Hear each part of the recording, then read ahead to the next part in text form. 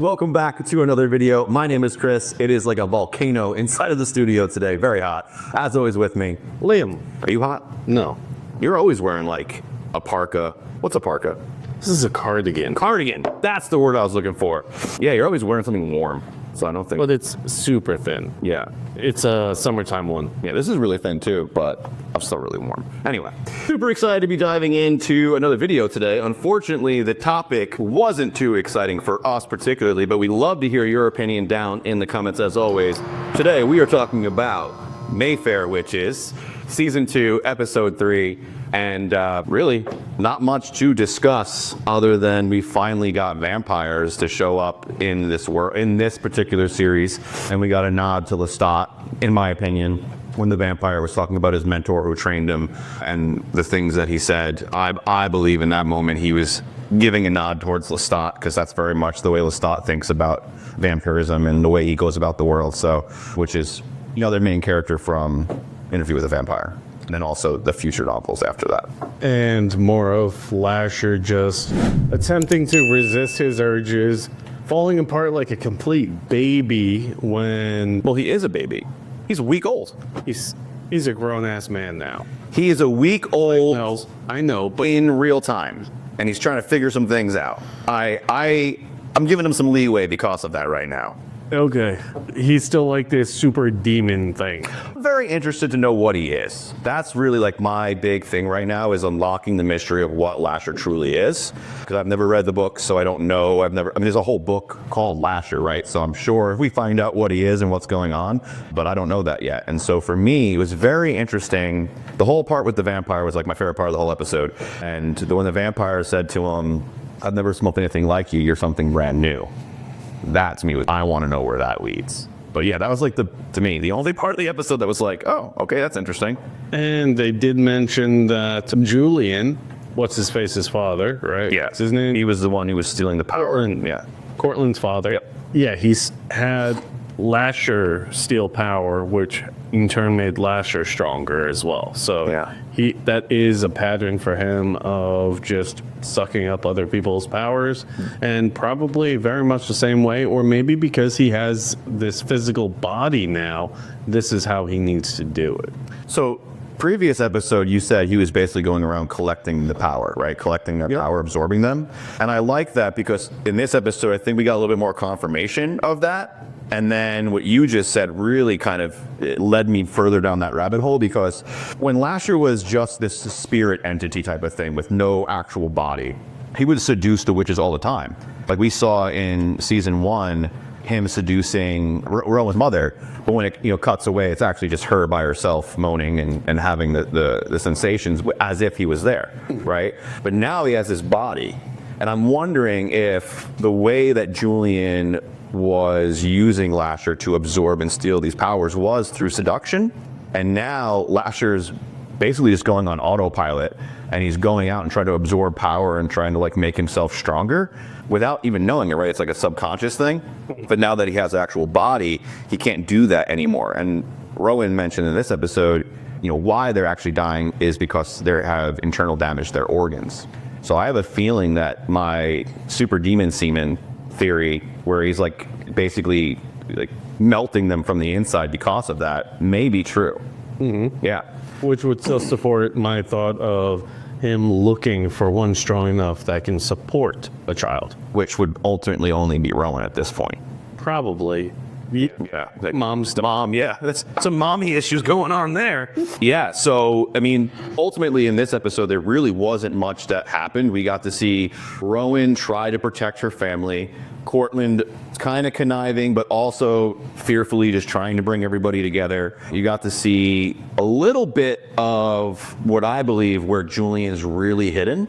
I think the reason they have to cover the mirrors because it's like their spells aren't as strong is because Julian's trapped in a mirrorverse, almost like a thrall, like she sent those other two into. But his is a little bit more like a prison dimension, and he can see through the mirrors into our reality. And so when he sees that they're doing something magical, he's doing everything he can on his side to counter that. That's why it's not as powerful. But if he can't see it, he doesn't know what to do, he can't counter it, spell goes through. I'm kind of thinking that's kind of my theory there, is that like he's the reason that they need to cover the mirrors, because he's directly affecting the. He's a very powerful magical entity now because of all the power he absorbed with Lasher, and he's not dead. He's hidden away, right? And I still see the power dynamic of the family, and some are like pro Lasher, others are like, we really don't want him anymore. But It seems to me that anyone close to Lasher understands, or it has fear for him at least, fear of him. And it's those who only get to witness the power of him on the outside, who like almost long for that same connection and power, who are like still devote and like worshiping him. and we got JoJo being sent to that, what would you She called it the thrall. The thrall, that's right. Right, which is like almost like a dream, she called it. It's like being trapped in a dream, but it feels real. But your body actually goes there based on what we saw. So, like a prison dimension almost. That's kind of what happened to Cortland, but he got turned into a statue to get there, right? Yeah. So what I think that there's another dimension, like a soul dimension almost. And so when your body is no longer present or no longer capable, turned to stone, turned whatever that she did to them, that the soul, the consciousness ends up in this place. So almost like purgatory from Supernatural. Yeah, I have a feeling we're going to see the repercussions of JoJo and that other little girl whose name's slipping my mind right now. Moira? No, it's Moira's little sister. I don't remember her. Yeah, I don't remember it. I think that they're going to be directly dealing with Julian, right? Because now they're trapped with him, in my opinion. Yeah. So I think he's either going to kill one of them, absorb their powers, use one of them. That's how he gets out in this season. Because he needs female witches to get powerful. And Cortland's the only person he's seen in how long? And he's not a female witch or very powerful at all. He's just a weasel. What if he becomes like Lasher? And we're just getting a hint that Julian is going to be the new version of Lasher. And that could be where Lasher came from, was he was sent to this thrall. And So- much like Julian attempting to escape, that's what Lasher did successfully. Because Lasher says his last true memory is of him praying on a stone floor. So he says to that vampire when they're trying to like figure out what he is. He's like, my last memory is of me praying on a floor, so maybe I'm a priest. Or maybe I'm something like that. And so I have a feeling that at one point, Lasher was human. Yeah, so is Julian. And so that would make a connection then. Until I really understand what Lasher is, I don't know if I could make the leap of a male witch, I don't know, with warlock, I guess what you would call that, turning himself into a demonic superpower. Well, think about it. Because the males have less power, they would have to go, as you called it, succubus-like, to get that power from the female witches, which would explain literally everything about Lasher. No, I mean, there's definitely connections there for sure. What do you guys think? Yeah, let us know what you guys think about that. And also, if you've read the books, please don't let us know what Lasher is in the comments. We like to sleuth and figure this stuff out and watch it and go through the process together. But if you do have your theories on what he may be, would love to hear them, would love to bounce them around with you and chat with them in the comments. Not the journey, not the destination. Heck yeah, this is fun to figure out what's going on and see how close we can get with our predictions, which we nailed quite a few on Silo, which was really good. If you guys haven't seen Silo Season 2 yet, go watch it, and then you can actually watch our reviews with it or right after it, because we break down every episode, so you can check it out. Yeah, this episode, really, it was it. We had Rowan protect the family. We got Owen refused to kill Lasher yet again, and also jump in front of, what's his name? Sip? Zip. Yeah, jump in front of Sip with whatever blue misty shit he squirted from the giant syringe. Yeah. So not only did she refuse to kill him, she protected him. That's like the opposite of what she said she was going to do. Yep. And then, yeah, they use like some, I want to call it magic fairy dust to like put Rowan to sleep. And I guess whatever it is a concoction that's strong enough to take down, like to subdue a very powerful magical entity. That's what it's designed to do, would be my guess. And it worked on Rowan, but Lasher's already pretty incapacitated from the bar fight. All right, hear me out. Yeah. It's Puff the Magic Dragon's fart. It might as well be, right? For all we know right now, yeah. Yeah, no, Lasher's pretty beat up. He doesn't heal there's no healing factor to him yet, right? He's just like a body.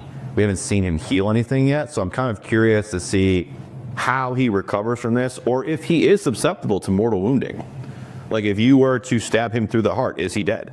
Seems like he could take a beer bottle to the back and bleed out. The way I look at it is Lasher was more of this godly thing because he didn't have a physical form. And right now, he's got a physical form that he's not used to having anymore. So he's not being cautious the way he should be. So it just leads more to my theory of him once being human and going to the thrall thing like Julian. Yeah. The more we're talking about this, the more solid I'm clinging to that idea. So I can wrap my mind and make sure I'm clear on what you're saying. Way back in history, Lasher was a real person. And at some point, a witch, something powerful, traps him in a thrall. And then when Suzanne was about to get killed, she did some powerful incantation that pulled him out of the thrall and made them attached to each other. Yes. And that from that point on, it's been this symbiotic witch woman, or also a Julian man, and whatever Lasher is, the relationship. And now that Lasher has a real body again, he's trying to figure that out. Learn to walk and talk again, basically. I think now that you said all that, I now think that Lasher is going to be good once he figured. We're leaning towards that now, yeah. And Julian is going to be the polar opposite. Yes. We already know he's a sick man. That's why I think, because every good story has balance, right? There's always a super villain for every superhero. Yep. And Lasher is, I guess, a superhero in this series. Interesting. I think I would be there for that twist, to see Lasher, because you're seeing him definitely deal with consciousness, guilt. He's dealing heavily with human emotion right now, and it's weighing on him. It's not like he can just let it go. Where the polar opposite would that be with Julian, where he has no remorse for the things he's doing. He does not care. He just, kill his own family, doesn't matter. He wants power. So yeah, they could be those polar opposites. I think it would be an interesting twist. Like I said, I'd be there for it, to watch Lasher go from, this evil entity who would kill to this, powerful magical thing for good that Rowan can now partner with or be symbiotic with. Because at the end of the day, they are symbiotic together. Their powers are connected. She is we saw it right in this episode. The minute he gets within a proximity of her powers are amplified. And without it, she can't even make a flame. So they are symbiotic. So we just got to figure out next episode, are they trapped in the same thrall as Julian? Am I correct on the mirror theory? Is he going to break out of this place? Is he going to become the supervillain? What's going to end up happening to Lasher now that he's actually in a Talamasca's captivity? That's the word. Captivity. There we go. Couldn't get it. Word's hard. And yeah, really to see where this goes. This was a pretty slow, boring episode, other than the vampires and finding out a little bit more of the magical story of their family a little bit. But that was really it. So for me, it took me a while to get through it, but I'm looking forward to see where it goes, because again, I want to see more supernatural stuff. I want to see more powers. I want to see more of that, and I think that's where we're going. I almost didn't even want to finish the episode. It was a rough one. It was a rough one. All right, guys. So if you enjoyed this particular video, watch it, having us break down, talk about, and discuss with you episode 3 of I did call them the Wayfair Witches. At some point, we are going to call them that. The Mayfair Witches. If you really enjoyed it, then go ahead and check out the entire playlist. We've reviewed all 3 so far. We did 1 and 2 together, and then we just did 3. You'll check out this one right now. We also did Silo, as I mentioned. We just finished that entire season. What a phenomenal season that was. Really ended with a bow right on top for us, and excited to see where that goes for season 3. But if you're not into any of that, we also have some other stuff you may like right above my head. And as always, don't forget to subscribe, hit the little notification bell so you never miss a single episode. We got plenty of good stuff coming. A lot of really awesome stuff coming out here in the next couple of months that we're really excited about discussing with you guys. Like some Reacher. Oh yeah, going back in. All right, guys. Well, we'll see you on the next video. My name is Chris. Liam. Peace. Find the strength hiding in each battle scar. You're not who you were. You've already come far.